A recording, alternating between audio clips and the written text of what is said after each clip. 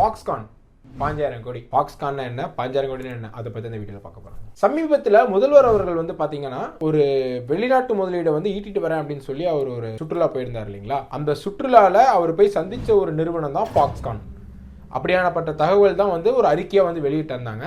அந்த ஃபாக்ஸ்கான் வந்து என்ன பண்ணியிருக்காங்க அப்படின்னா, நம்ம தமிழ்நாட்டில் 2 பிரான்ச் இருக்குங்க.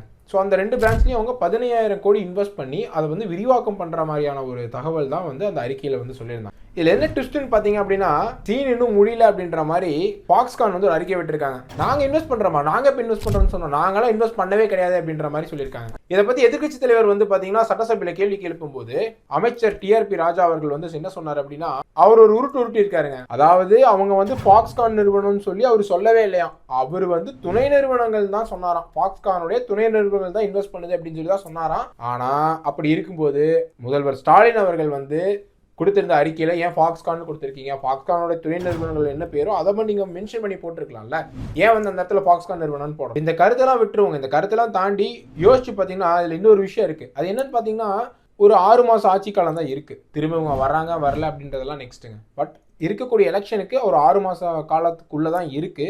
அப்படி இருக்கும்போது இப்போ உங்ககிட்ட ஒரு 5000 கோடி இருக்கு, என்கிட்ட ஒரு 5000 கோடி இருக்குன்னு வச்சுக்கோங்களேன். நம்ம என்ன பண்ணுவோம், 6 மாசம் ஆட்சிகளில் தான் இருக்கு, திரும்ப இவங்க வருவாங்களா வரமாட்டாங்களானே தெரியாம எலெக்ஷனுக்கு முன்னாடி அப்படி கொண்டு போய் 5000 கோடி ஒரு இடத்துல இன்வெஸ்ட் பண்ணுவோமா? அப்போ நம்ம என்ன பண்ணுவோம், எலெக்ஷன் முடிஞ்சு என்ன ரிசல்ட்ன்றதை பார்த்துட்டு தானே பண்ணுவோம். நம்மளே இப்படி தான் பண்ணுறோன்றப்ப அப்போ அவங்க கொடுத்துக்கூடிய அறிக்கையை நீங்களே யோசிச்சு பாருங்களேன். எனக்கு இந்த விஷயத்தெல்லாம் கனெக்ட் பண்ணி பார்க்கும்போது எனக்கு ஒரே ஒரு டைலாக் தாங்க ஞாபகத்துக்கு வருது. யார் நம்பர்னே தெரியல தாசனா.